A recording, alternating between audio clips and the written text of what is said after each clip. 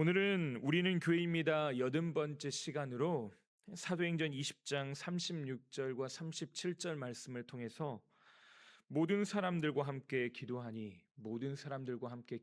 라는 제목으로 말씀을 나누겠습니다.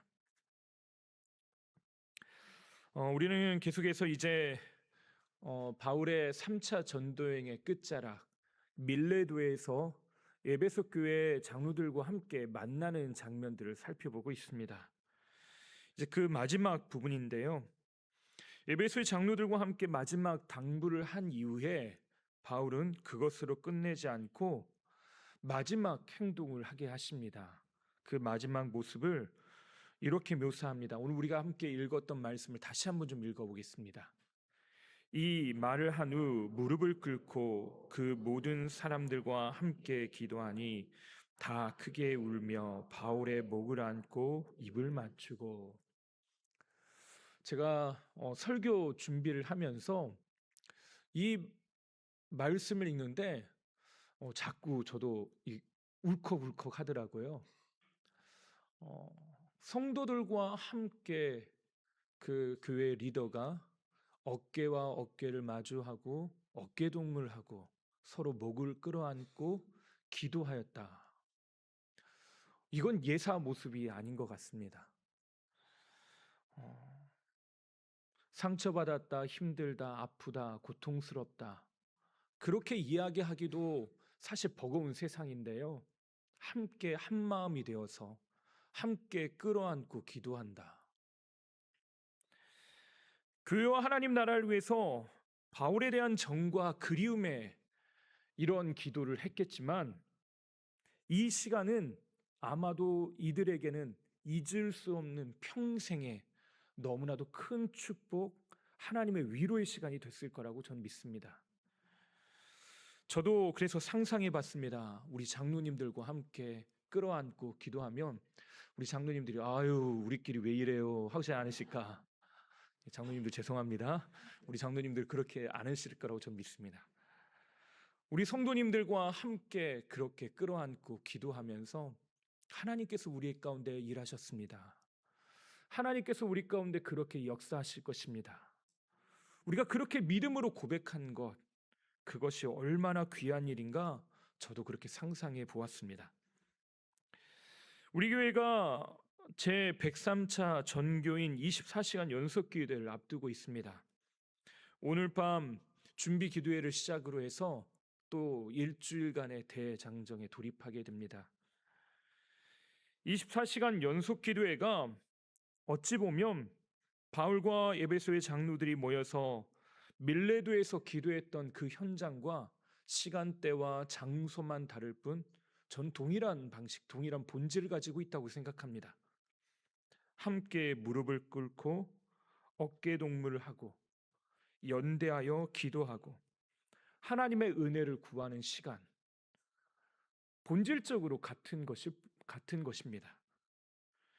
기도하는 24시간의 연속 기도의 현장은 그 밀레도에서 그 성도들이 모여 함께 기도했던 것과 동일한 모습, 동일한 감격이 저희에게 있을 거라고 저는 믿습니다.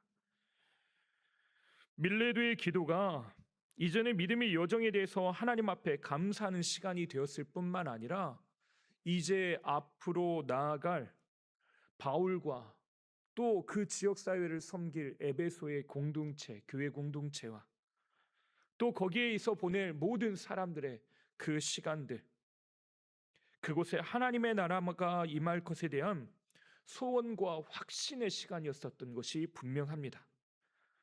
그래서 바울은 앞으로 놓여 있는 시간이 고난이고 어려움이고 장애물들이 앞에 있는 것이 확신함에도 불구하고 그것을 결코 두려워하지 않습니다. 오히려 자기 자신을 불구덩이 가운데로 내몰게 되죠. 폭풍우가 치고 풍랑이 일어 배가 파선할 때에도 자기 자신이 하나님께서 부르신 그 사명의 자리 가운데 나아갈 것이라고 하는 분명한 확신을 가지고 마지막까지 그의 인생의 확신을 갖고 갑니다. 아마도 이 시간들이 이 바울에게 있어서는 너무나 놀라운 은총의 시간이요, 또 하나님께서 주시는 확신의 시간이 되었을 것이라고 저는 분명하게 믿습니다. 근데 여기서 중요한 것은 우리의 마음입니다. 여러분, 어떤 마음으로 연속 기도회를 맞이하고 계십니까? 어떤 분에게는 정말로 하나님께서 주시는 은혜의 기회요, 기도의 기회라고 생각하면서 벌써부터 마음의 벅찬 감동으로 나아가시는 분들이 계실 거라고 믿습니다. 이럴 때는 아멘이 없어요. 그렇죠? 예. 근데 어떤 분에게는 100번이나 넘게 온 특별할 것 없는 시간일 수도 있습니다. 하지만 모든 교회가, 온 교회가 한 마음으로 무언가를 한다는 것, 특별히 그 시간을, 일주일이나 시간을 우리가 할애하면서 거기에만 온전히 집중하고 모든 몸과 마음, 신경, 심지어 시간과 해야 될 일들을 뒤로 미루고 그 일에 참여한다는 건 굉장한 에너지가 거기에 담겨 있는 것입니다. 하나님 앞에 우리가 특별한 주의 말씀을 구하고 은혜를 구하며 기도할 때 하나님 편에서 봤을 땐 엄청난 일입니다. 하나님께서 기대하시고 기다리신 일이 분명하게 우리 가운데 이루어질 것입니다. 하나님은 당신의 일을 하실 때마다 이스라엘 백성들을 그래서 한 곳으로 모으시는 일들을 하셨습니다. 그리고 거기서 기도하게 하시고 말씀 앞에 서게 하죠. 우리가 오늘 저녁에도 함께 좀 살펴볼 말씀이기도 한데, 이번 연속 기도의 주제 말씀이 사무엘상 7장 12절 말씀입니다. 우리 이 7장 12절의 말씀이 에베네셀에 관련된 말씀인데, 이 시작점이 되는 것 중에 하나가 바로 미스바에서 있었던 금식 기도회입니다. 우리 7장 5절부터 7장 6절 말씀을 함께 읽어보겠습니다. 사무엘상 7장 5절부터 6절 말씀입니다. 함께 읽어보겠습니다. 사무엘이 이르되 온 이스라엘은 미스바로 모이라. 내가 너희를 위하여 여호와께 기도하리라 하매 그들이 미스바에 모여 물을 길어 여호와 앞에 붓고 그날 종일 금식하고 거기에서 이르되 우리가 여호와께 범죄하였나이다 하니라. 사무엘이 미스바에서 이스라엘 자손을 다스리니라. 성경은 이 말씀의 배경으로 블레셋과의 전투에서 언약궤가 뺏기고 그 언약궤 뺏긴 언약궤를 다시 찾아 기럇 여아림에 있는 여호나답의 집에다가 여호와의 법궤를 다시 돌아오는 사건을 기록하고 있습니다. 그 사건 이후에 7장의 처음 초반부에 뭐라고 하냐면, 이 일 있은 후에 이스라엘 모든 민족이 하나님 앞에 여호와를 사모하였다라고 고백하고 있습니다. 여호와를 사모하였다. 여호와를 찾는 마음, 간절히 찾고 갈망하는 그 마음을 하나님께서는 그들 각자에게 주셨는데, 그것을 어떤 응축된 힘으로 하나님은 한 곳으로 불러 모으십니다. 그곳이 어디였냐? 바로 미스바라고 하는 곳이죠. 이 미스바에서 이스라엘 백성들은 여호와를 사모하며 금식하며 기도합니다. 그리고 거기에서 하나님은 이스라엘 백성들의 상황과 환경, 삶을 바라보는 태도를 완전히 역전시키십니다. 그리고 결국 거기에서 하나님이 에베네셀의 하나님, 여기까지 인도하신 하나님이라고 하는 이름을 그들에게 허락하시고 그들이 거기에 돌을 세우고 영원한 기념으로 삼게 됩니다. 이뿐입니까? 이스라엘 백성들은요, 느헤미야와 함께 예루살렘 성벽을 재건합니다. 여러 어려움들이 있었죠. 성벽을 재건하는데 방해들도 있었습니다. 하지만 이 예루살렘 성벽을 재건한 이후에 학사 에스라와 함께 이스라엘 백성들이 수문 앞 광장에 모입니다. 그리고 여호와의 율법책을 가져다가 함께 읽습니다. 남자나 여자나 알아들을 만한 모든 사람이 여호와의 말씀에 귀를 기울입니다. 그리고 그곳에서 아멘 아멘 하며 하나님께 경배하죠. 위대하신 하나님 여호와를 송축하며 모든 백성이 손을 들고 아멘 아멘 하고 응답하고 몸을 굽혀 얼굴을 땅에 대고 여호와께 경배하니라. 두 번 하면 뭐라고 했죠? 강조. 그 말씀이요, 내 심령 가운데 콕콕 박히더라는 것입니다. 그리고 그것을 붙잡고 놓지 않겠다고 결단하고 결정하면서 하나님 앞에 나아갑니다. 그러다가 놀라운 일이 벌어지게 되죠. 그들에게 하나님의 말씀이 들려지기 시작합니다. 아멘 아멘 하며 하나님 앞에 주의 말씀을 듣기 시작할 때 어떤 일이 일어나냐? 8절과 9절 말씀을 보니까 이렇게 쓰여 있습니다.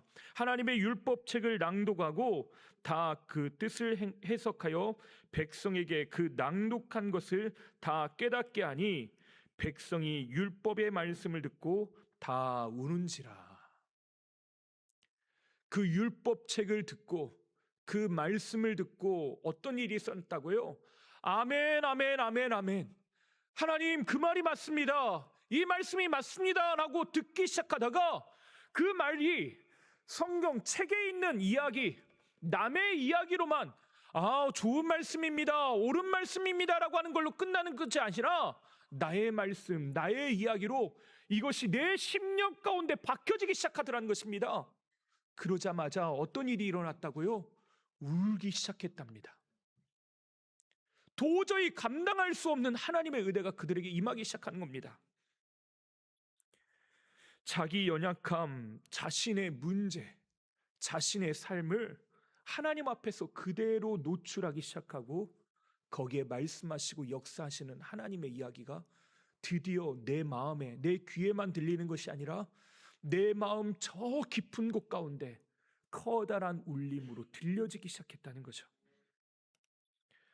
모든 백성이 주의 말씀 앞에 자신의 삶을 집중하고 그 은혜 앞으로 나아가는 것입니다.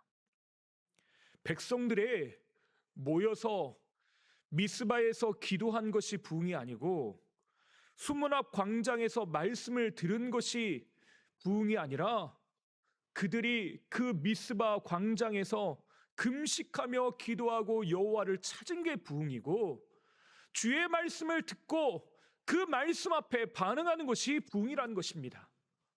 우리에게 진짜 필요한 것은 어떤 모임, 행사, 프로그램이 아니라 거기에 모여라, 여기에 모이자, 그것보다 더 중요한 것은 우리가 그 앞에서 어떻게 반응하고 있냐, 어떻게 그 말씀 앞에서 우리가 반응하고 있냐, 어떻게 하나님 앞에 나아가고 있느냐라고 하는 것이 더 중요한 문제라고 하는 것입니다. 교회사적으로 보면 하나님의 부흥이 시작할 때마다 하나님은 기도의 자리, 말씀의 자리로 성도들 불러 모으십니다. 근데 어떨 때 진짜 부흥이 시작됩니까? 거기에서 자기 자신을 깨트리고 주의 말씀 앞에 자신의 심령을 드리고 하나님의 말씀을 실제로 붙드는 일이 있을 때 부흥이 일어나는 것입니다. 말씀 대부흥성회 합니다.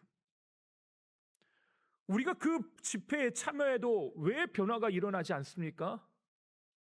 우리의 마음밭, 우리의 마음의 중심이 문제인 것입니다.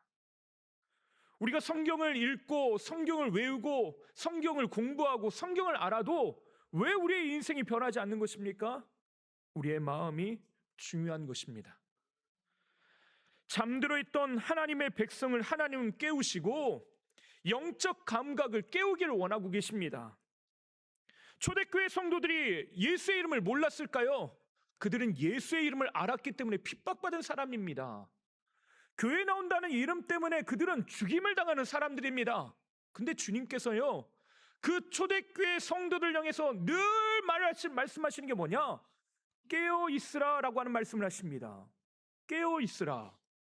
그들이 안 깨어 있습니까? 그들이 말씀을 몰랐습니까? 그들이 예배를 드리지 않았나요?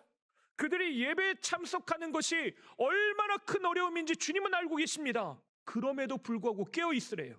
이 말은요, 우리가 종교 행사에 참여한 것과 내 마음이 깨어 있는 것은 전혀 다른 문제라고 하는 것입니다.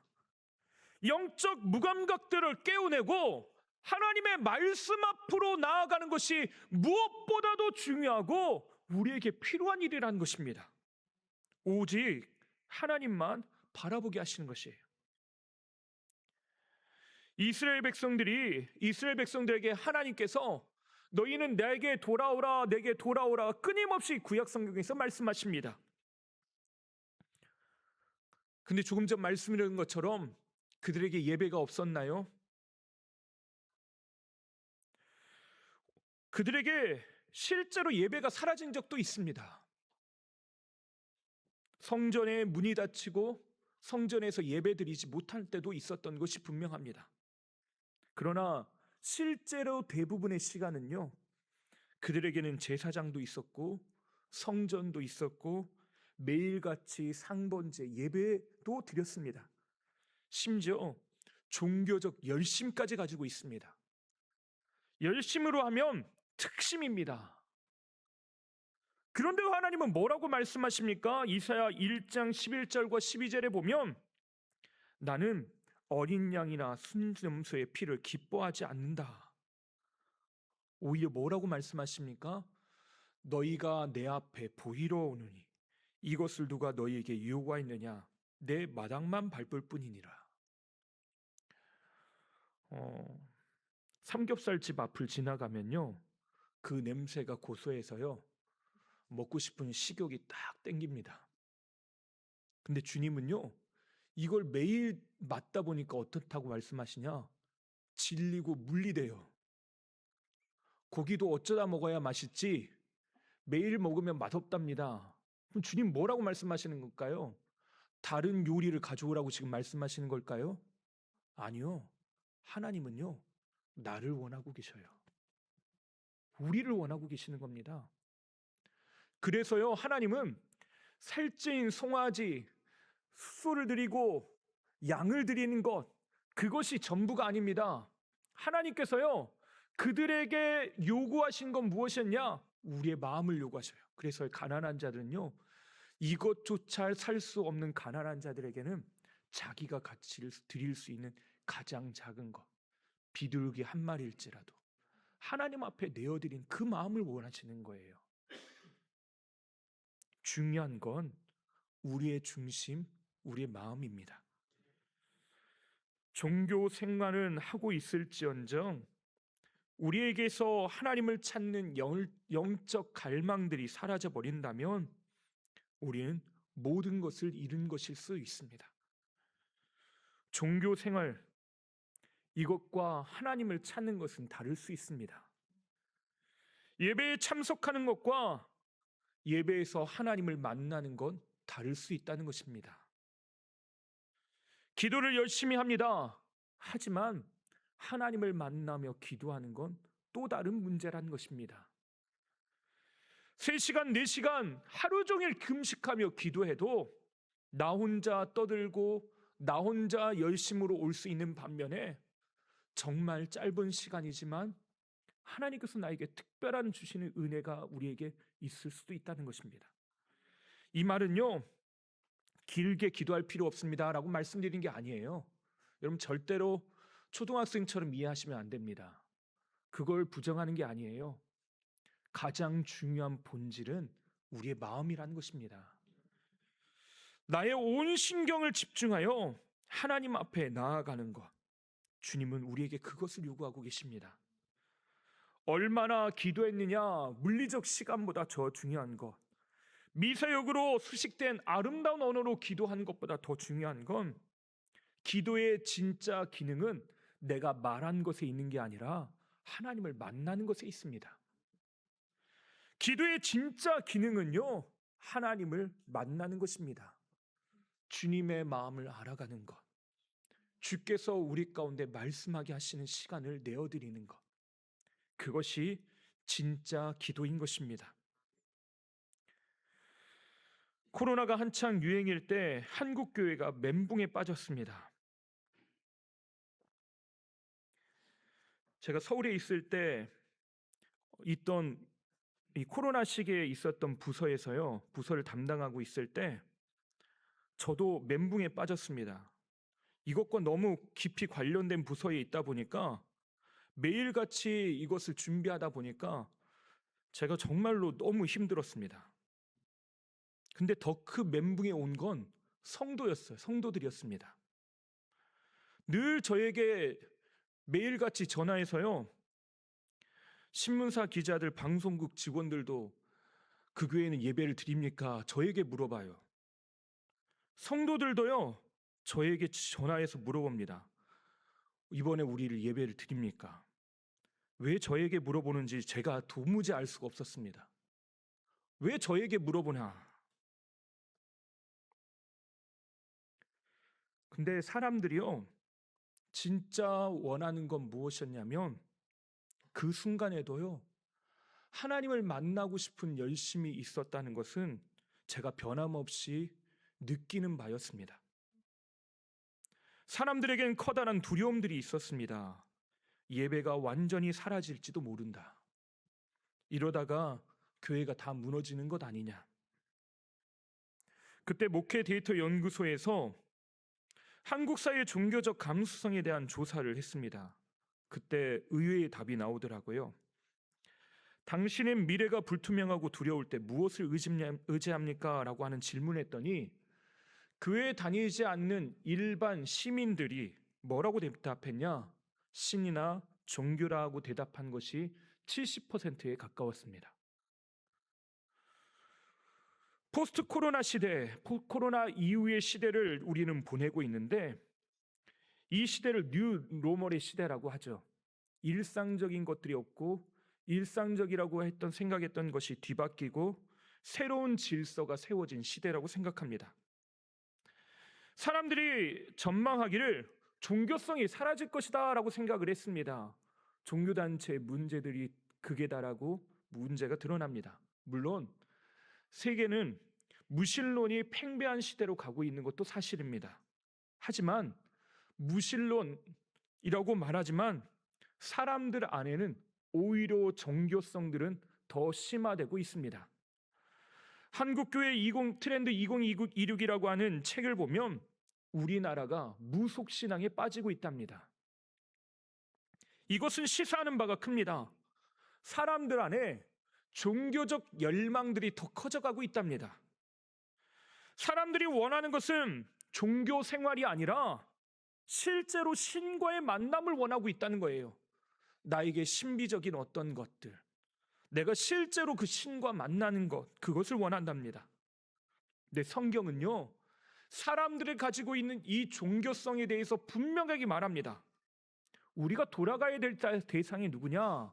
사람들이 만드는 우상이나 철학이나 어떤 근거나 종교성이 아니라 진짜로 돌아가야 될 대상은 우리 하나님이라고 하는 것입니다. 우리에게 분명하고도 명확하게 지적하고 있는 것은 종교적 열심보다 더 중요한 건 하나님 앞에 나아가는 나를 하나님은 원하고 계십니다. 실제로 하나님을 찾고 구하며 주를 만나는 것을 우리에게 요구하시고 원하고 계시다는 거죠. 이것이 신앙의 본질입니다. 미국의 존경받는 신학자인 존 파이프 목사님이 이렇게 이야기했습니다. 이 시대에 우리의 영적 감각이 다시 살아나야 한다. 우리에게 무뎌져 있는 영적 감각이 있는데 그것을 깨뜨리고 다시 살아나는 일 가운데 우리의 몸과 마음이 반응해야 된다는 것입니다. 이번 연속 기도회가 우리의 신경들, 온 신경들이 되살아나고 무감각을 깨워 하나님 앞에 나아가는 시간들 되시기를 바랍니다. 하나님 앞에 울어도 보고 말씀 앞에서 아멘 아멘이라고 외쳐보기도 하고 하나님 앞에 우리의 시간들을 준비하며 구별하여서 하나님 앞에 나아가는 은혜의 시간이 되시기를 바랍니다.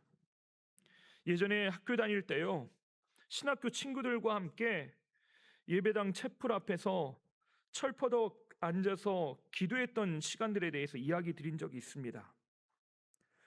그때 그 시절을 생각해 보면요, 하나님을 향한 갈급함이 저에게 있었던 것 같습니다. 열정은 다른 누구에게도 뒤떨어지지 않았던 것 같습니다. 근데 이 문제는 뭐였냐? 여기 가슴이 턱 막힌 것처럼 막힌 것 같은 무언가가 저에게 있었습니다. 기도는 하는데요, 하나님이 멀게만 느껴지는 것 같았습니다. 기도는 하는데 분명 하나님께 하고 있는 것 같은데 허공에 대한 말한 것 같았습니다. 정말로 하나님을 찾고 열심히 부르짖고 있는 것 같은데 나 혼자 열심히 떠들어도 되는 것 같고, 저 우주 끝에 계시는 하나님이 나에게 대해서 아무런 관심도 없는 것처럼 느껴지기도 했습니다. 그러면 수업이 끝나면 친구들과 함께 그 예배당 앞에 앉아서 하나님을 더 깊이 만나고 싶다고 그렇게 울면서 기도하고 찬양했던 시간들이 있었습니다. 말 그대로 하나님 앞에 몸부림치는 시간이 있었습니다. 우리에게 이런 시간들이 필요한 것 같습니다.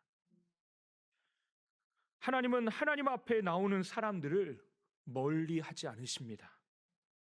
하나님은 오늘 주 앞으로 우리를 초대하고 계십니다. 호세 6장 1절부터 말씀을 보면 오라 우리가 여호와께로 돌아가자. 여호와께서 우리를 찌셨으나 도로 낫게 하실 것이요 우리를 치셨으나 싸매어 주실 것이요 여호와께서 이틀을 우리를 살리시며 셋째 날에 우리를 일으키시리니 우리가 그 앞에서 살리라. 우리가 여호와께로 돌아가자. 그리하면 살리라. 여호와께로 돌아가자. 그리하면 살리라. 우리 3절 말씀을 함께 읽어보겠습니다. 그러므로 우리가 여호와를 알자. 힘써 여호와를 알자. 그의 나타나심은 새벽빛같이 어김없나니 비와 같이 그에게 임하시리라 하니라. 아멘. 하나님께서 이 우리가 하나님 앞에 나아가는 이 시간에 주의 담비, 은혜의 담비를 허락하여 주실 것을 믿습니다. 하나님을 아는 은혜를 우리에게 허락하시겠다고 약속하고 계셔요. 주를 찾는 이들, 주께로 나아가는 이들, 주 앞으로 나아가는 사람을 하나님은 절대로 거절하지 않으시겠다고 약속하십니다. 여호와께로 돌아가자. 우리가 그 앞에 살리라. 우리가 여호와께로 돌아가자. 여호와를 힘써 알자. 우리에게 임하시리라. 하나님께서 분명하게 약속하고 있습니다. 앞서 말씀드린 것처럼 오늘 말씀을 준비하면서요, 우리 성도님들 얼굴을 또 다시 한번 떠올려 봤습니다. 물론 제 기억의 한계 때문에요, 다 모든 분들 다 떠올릴 수 있었던 건 아닙니다. 물론요, 제가 속해 편성표를 보면서 얼굴 하나하나 다 떠올려 보았습니다.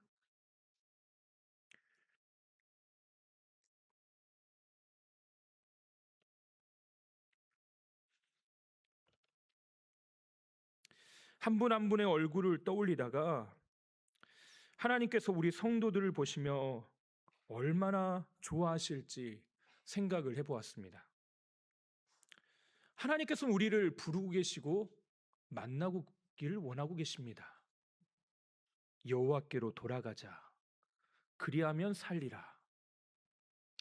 하나님께서 한 사람 한 사람의 얼굴을 보시며 하나님은 기대감을 갖고 계십니다. 내 딸이, 내 아들이 나의 품에 와서 나와 함께 어깨를 마주하고 바울과 밀레도에서 장로들이 함께 기도했던 것처럼 예수님께서 함께 우리의 어깨를 붙잡으시고 함께 울어주시고 함께 기도해 주시는 시간, 우리에게 분명히 그 시간들이 임할 것이라고 저는 믿습니다. 하나님이 우리 성도님들에게 반드시 은혜를 부어주실 것을 저는 믿습니다. 우리에게 하나님을 향한 갈망들이 있게 되기를 바랍니다. 아모스 5장 6절에 이렇게 말씀하십니다. 너희는 여호와를 찾으라. 그리하면 살리라. 우리 함께 다시 한번 읽어보겠습니다. 너희는 여호와를 찾으라. 그리하면 살리라. 그리하면 살리라. 멀리서부터 시간을 내어 바삐 자기가 결단한 시간, 약속한 시간, 하나님 앞에 헌신하기로 마음먹은 그 시간과 그 시간을 자리를 지키기 위해서 바쁜 걸음으로 이 자리에 나와 기도할 때 너는 여호와를 찾으라. 그리하면 살리라. 하나님이 말씀하실 거라고 믿습니다. 몸이 불편한 성도님들과 함께 이 자리에 나오기 위해서 함께 차에 태우고 오는 그 시간들을 보시면서 여호와께 나오라. 그리하면 살리라. 하나님께서 그렇게 말씀하실 거라고 전 믿습니다. 우리 성도님들이 한 분 한 분이 그렇게 마음으로 때로는 뭘 위해서 기도해야 될지 모르고 때로는 어떻게 하나님 앞에 나아갈지 모를 때 그냥 엎드려 주여 아버지라고 할 때 하나님은 그 자리에 찾아가셔서 우리의 어깨를 다독이시고 만나주시고 우리의 얼굴에 당신의 얼굴빛을 비추시며 만나주실 거라고 저는 믿습니다. 미스바와 수므랍 광장에 모였던 이스라엘 백성들처럼 하나님은 우리를 주의 전으로 불러 모으십니다. 거기서 하늘로부터 임하는 빛이 임하고 우리의 영혼을 살게 하실 거라고 저는 믿습니다. 이번에 내가 이 시간만은 지켜서 함께 나와 기도하겠다고 작정하시고 헌신한 분, 70분이 계십니다. 뿐만 아니라 예배당에 나오지 못해도 이 시간, 이 자리를 내가 구별하여서 하나님 앞에 기도하고 주 앞에 나아가겠습니다라고 결단하신 분도 있을 거라고 믿습니다. 혹 시간적 여유 때문에 적지 못한 기도 명단을 적지 못하신 분도 계실지 모르겠습니다. 우리가 이름을 적고 거기에다가 하나님 내가 기도하겠습니다라고 헌신하고 서원하는 이유는 하나님 내 마음이 여기 있기로 결단합니다. 우리가 그 믿음으로 하나님 앞에 나아가는 것입니다. 여러분에게 부탁드리는 것은 하나님 앞에 여러분의 이름을 기억하고 기록하면서 주께서 주의 손바닥에 그 이름을 기억하시면서 우리와 함께 하실 것을 믿고 하나님 앞에 나아가시게 되길 바랍니다. 하나님께서 우리가 온 마음과 정신과 우리의 생각을 집중하며 하나님 앞에 나아갈 때 하나님께서 온 성도들의 어깨를 끌어안으시고 함께 울며 함께 감사하시고 함께 찬양하게 될 줄 믿습니다. 하나님 앞에 나아가는 이 모든 시간들 가운데 하나님의 말씀이 임하고 하나님의 은혜가 함께하게 될 줄 믿습니다.